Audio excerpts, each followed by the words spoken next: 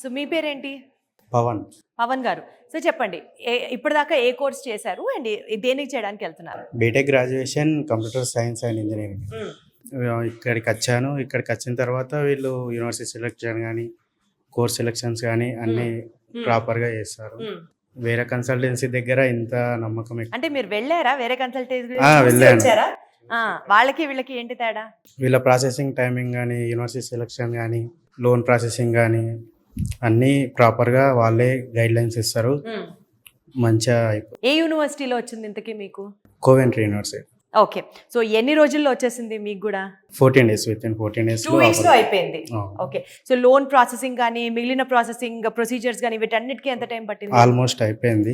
With in 1 month లో అయిపోయింది. UK వెళ్ళాలి అనుకున్న 1 month లో మొత్తం అంతా అయిపోయింది. ఓన్లీ వీసా డ్రాప్ బాక్స్ అంతే. అది ఇంకా అది ఆ ప్రాసెస్ గవర్నమెంటల్ ప్రాసెస్ కాబట్టి అక్కడ జరుగుతూ ఉంటుంది. Right. Thank you so much Pavan గారు. Thank you.